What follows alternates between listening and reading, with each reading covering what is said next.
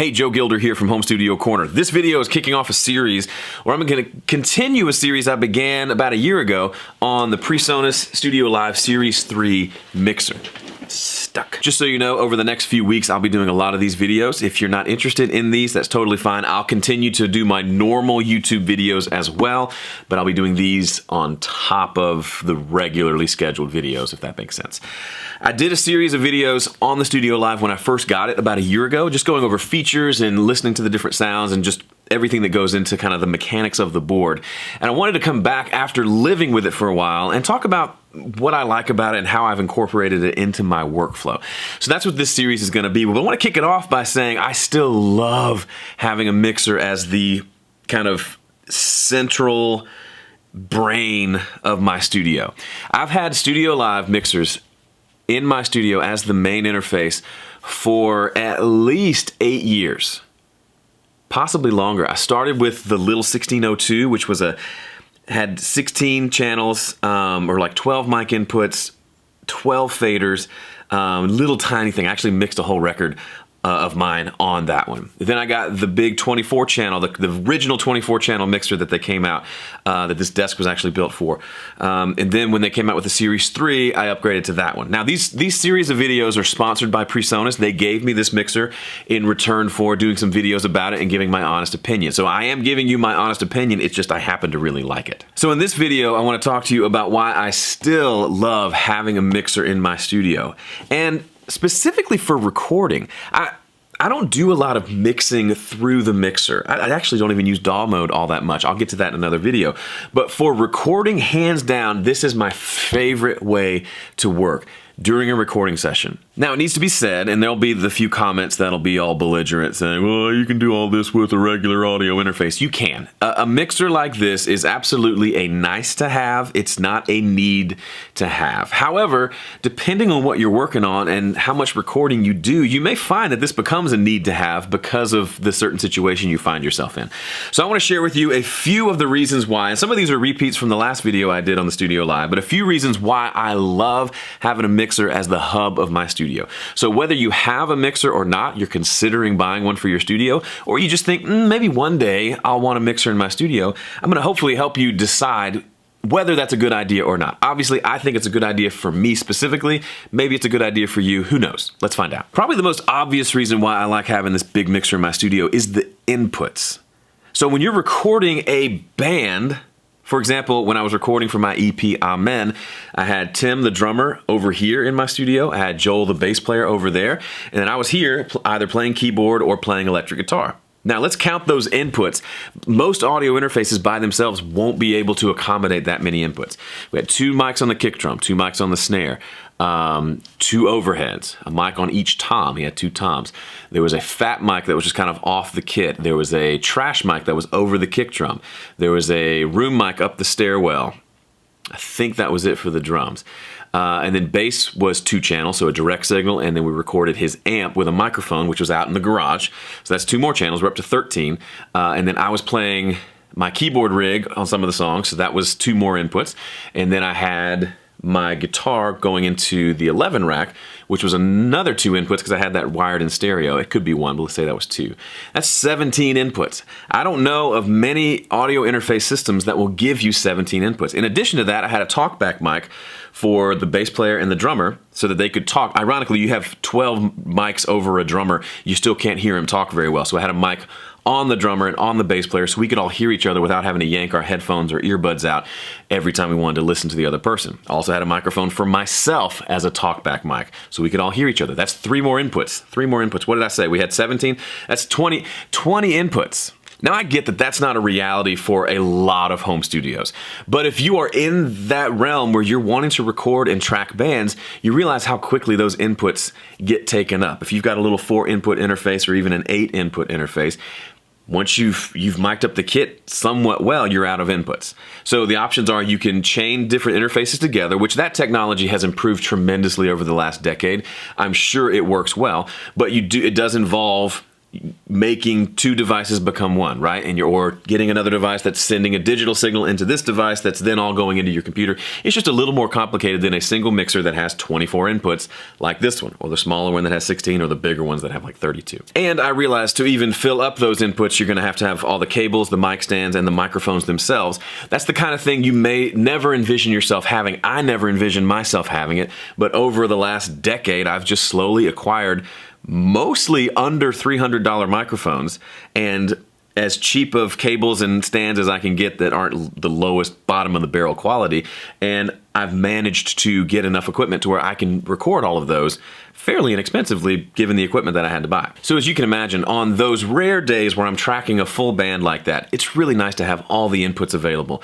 So I can record what I want and even record a few extra things as experiments, like the trash mic I talked about. We ran it through a distressor and compressed the crap out of it, and it sounded really cool. But if I didn't have the extra inputs to do that, I would just have had to say, well, sorry, we just can't do that today. Even when I'm not recording a big full band with 20 inputs, it's still nice to have a nice number of inputs available. For example, my keyboard rig is always plugged into a pair of channels. The 11 rack is plugged into another pair of channels that are always available to me. I could literally grab a guitar, push up the fader, and start playing, and it would come out of my speakers because the mixer is wired up. The computer could be off.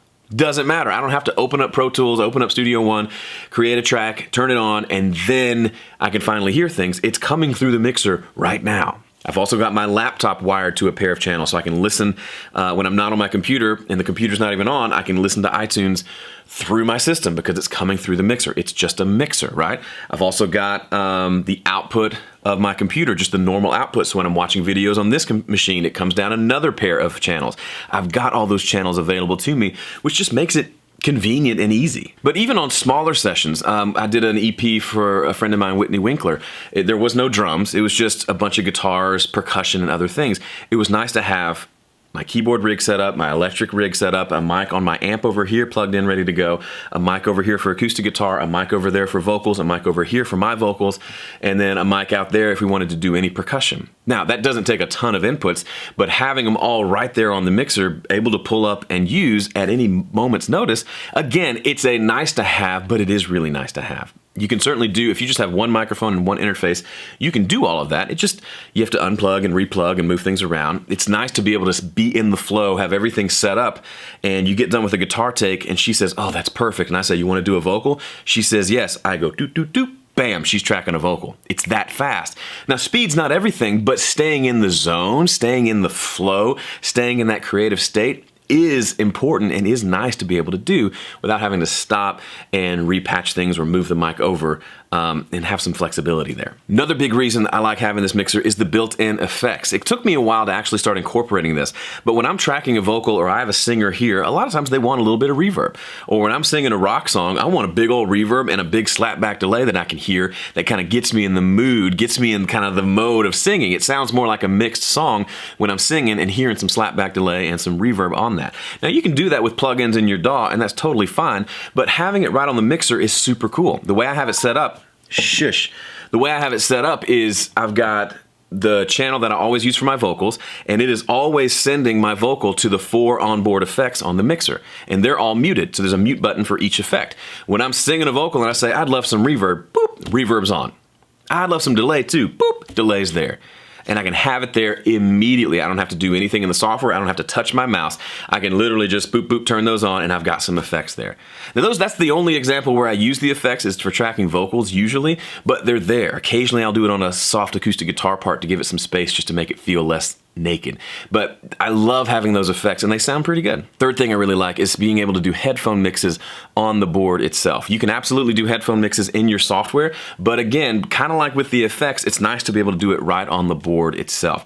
Specifically, if I've got Whitney over there singing and I want to hear just her vocal in my headphones, but I want her to still hear all the music, you can easily set that up by having separate mixes. It's got all these different mixes you can have. One mix feeds my headphones, one mix feeds her headphones, and I can turn the music down in mine and just listen to her voice, and she still is hearing everything. Or I can turn the click down in her headphones while she's listening to me play guitar, but I can have the click because I need to hear it to play.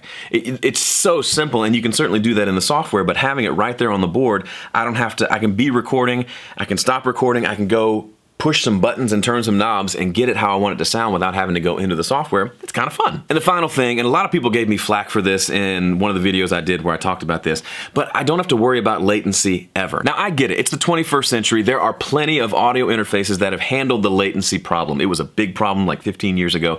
It's not as big of a problem, but the idea is you go to record, you're listening back through your software, you play, and you hear it come back to your ears a few milliseconds later, and it throws off your timing. So you have to go into the settings on your software and change the buffer settings.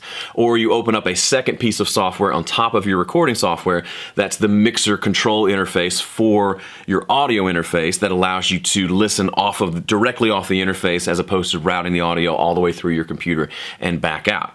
The problem is that there's not a problem. You can totally do it that way, but with the Studio Live, I don't have to have any other software open.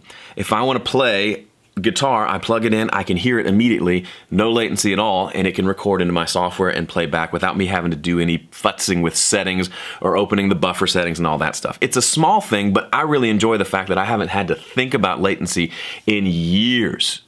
And years. Years. Years. So that's why I still love having a mixer in my studio. Could I get by without one? Absolutely, but I'm really smitten with the mixer idea, and I just like that workflow. And on the flip side, when I'm doing podcasts or videos, being able to blend my mic with a little bit of EQ and compression used on the board with the audio that's in the video, that's nice too, but that's kind of ancillary. Now, are there things about the Studio Live that I don't like? Sure. There's the occasional issue because it's a digital mixer where it doesn't boot up correctly, and I've got to reboot it a few times. There's the fact that it has DAW mode, but I don't use DAW mode very often. There's one specific scenario where I like it, but generally speaking, I like to mix in the software using my mouse.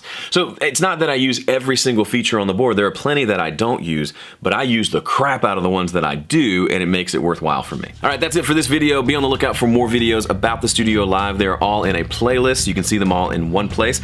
The link will be below this video. Thanks for watching. See you in the next one.